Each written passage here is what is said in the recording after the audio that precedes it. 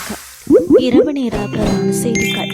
செய்திகளின் ஊடாக நர்மதா சிறையில் முதலில் தலைப்புச் செய்திகள். விவசாயிகளுக்கு நற்செய்தி. மலிவான கட்டணத்தில் புதிய காப்பீடு. அரசின் முறையான அங்கீகாரமின்றி பாடசாலைகளில் திட்டங்களை முன்னெடுக்க அனுமதியில்லை பிரதமர். பிரெஞ்சு கொடியுடன் கோர்மோஸ் நீரிணையை கடந்தது கப்பல். இனி விரிவான செய்திகள். விவசாயிகளுக்காக ஒரு புதிய காப்பீட்டு திட்டத்தை அறிமுகப்படுத்த விவசாய மற்றும் விவசாய காப்பீட்டு வாரியம் நடவடிக்கை எடுத்துள்ளது.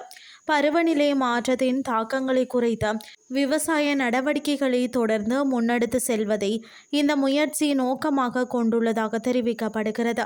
அனைத்து வகையான பயிர்களையும் உள்ளடக்கும் வகையில் இந்த காப்பீட்டு திட்டம் அறிமுகப்படுத்தப்பட்டுள்ளதாக விவசாய மற்றும் விவசாய காப்பீட்டு வாரியம் தெரிவித்துள்ளது.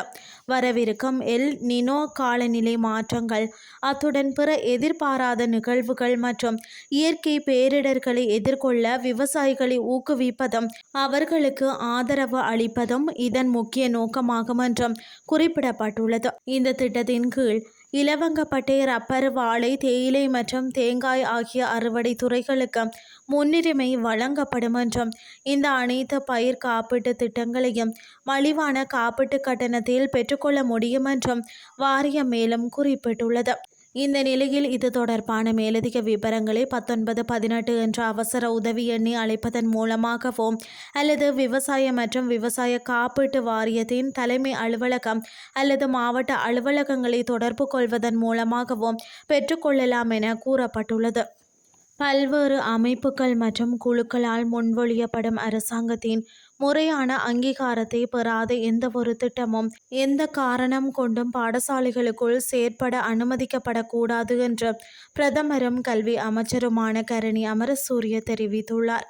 அனுராதபுரத்தில் உள்ள வடமத்திய மாகாண சபை வளாகத்தில் நேற்று நடைபெற்ற வடமத்திய மாகாண கல்வி அதிகாரிகளுடனான கலந்துரையாடலின் போதே பிரதமர் இதனை தெரிவித்துள்ளார். பிள்ளைகளுக்கு தரமான கல்வியை வழங்குவதற்காக அரசாங்கம் என்ற ரீதியில் பாரிய அர்ப்பணிப்புகளை செய்து வருவதாக குறிப்பிட்ட பிரதமர், மாணவர்களுக்கு எப்போதும் சிறந்தவற்றையே வழங்க வேண்டும் என்ற நம்பிக்கையின் அடிப்படையிலேயே கல்வி சார்ந்த அனைத்து முடிவுகளும் எடுக்கப்பட வேண்டும் என்றும் வலியுறுத்தினார்.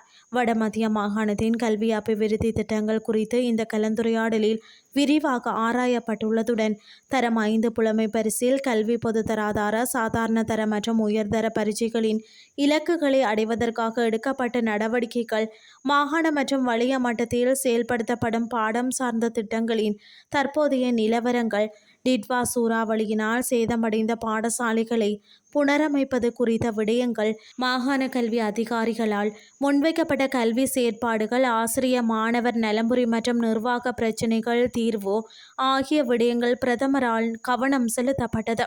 கல்வியின் தரம் என்பது வெறும் பரீட்சை முடிவுகளால் மாத்திரம் தீர்மானிக்கப்படுவதில்லை என சுட்டிக்காட்டிய பிரதமர், பாடத்திட்டங்களுடன் தொடர்புடைய ஏனைய செயற்பாடுகளிலும் போதிய கவனம் செலுத்தப்பட வேண்டும் என்றும் தனது உரையில் மேலும் குறிப்பிட்டார்.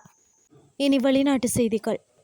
திரவமாக்கப்பட்ட இயற்கை எரிவாயுவை ஏற்றி சென்ற பிரெஞ்சு கொடியுடன் கூடிய கப்பல் ஒன்று கோர்மோஸ் நீரிணையை கடந்து வளைகுடாவை விட்டு வெளியேறியுள்ளது என மரைன் டிராபிக் என்ற கப்பல் கண்காணிப்பு தளம் தெரிவித்துள்ளது.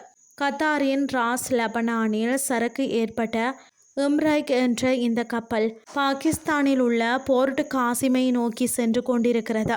நாளை வெள்ளிக்கிழமைக்குள் கோர்மோஸ் நீரிணை ஜலசக்தி முழுமையாக மீண்டும் திறக்கப்படும் என்று அமெரிக்க ஜனாதிபதி ட்ரம்ப் தெரிவித்துள்ளமை குறிப்பிடத்தக்கது. செய்திகள் யாவும் நிறைவடைகின்றது.